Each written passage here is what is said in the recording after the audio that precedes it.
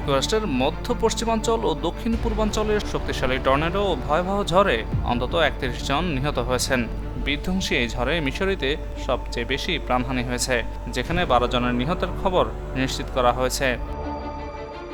একই সঙ্গে Texas, Arkansas ও জর্জিয়াতেও প্রাণহানি ও ব্যাপক ক্ষয়ক্ষতির খবর পাওয়া গেছে।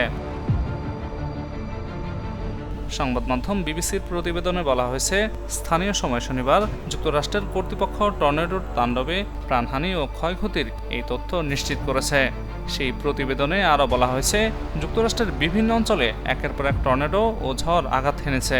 মিসরিতে স্থানীয় সময় শুক্রবার রাতভর তাণ্ডব চালায় একাধিক টর্নেডো, আর এতে বেশ কয়েকজনের মৃত্যু হয়।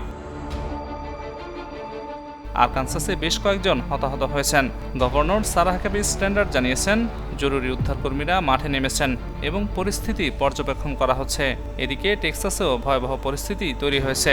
অ্যামারিলো এলাকায় ধূলিঝড়ের কারণে সড়ক দুর্ঘটনায় বেশ কয়েকজন প্রাণ হারিয়েছেন। আবহাওয়া দফতর জানিয়েছে, দুর্যোগের কেবল শুরু।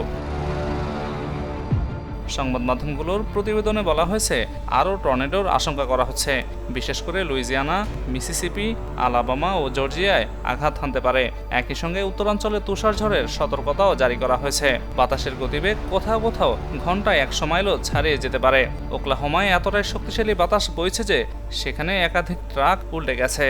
প্রবল ঝড়ের পাশাপাশি টেক্সাস, কানসাস, মিসরি ও নিউ মেক্সিকোতে দাবানলের ঝুঁকিও বেড়েছে। এছাড়া ওকলাহোমায় ১৩০টির বেশি দাবানলের খবর পাওয়া গেছে, যা ২৬৬ বর্গমাইল এলাকা জুড়ে ছড়িয়ে পড়েছে। আগুন দ্রুতই ছড়িয়ে পড়ছে। কিছু এলাকাকে ইতিমধ্যে খালি করার জন্য নির্দেশ দিয়েছে প্রশাসন। এদিকে ২ লাখের বেশি বাড়িঘর ও ব্যবসা প্রতিষ্ঠান বিদ্যুৎহীন হয়ে পড়েছে। পরিস্থিতি মোকাবেলায় জর্জিয়া ও আরকানসাসে জরুরি অবস্থা ঘোষণা করা হয়েছে।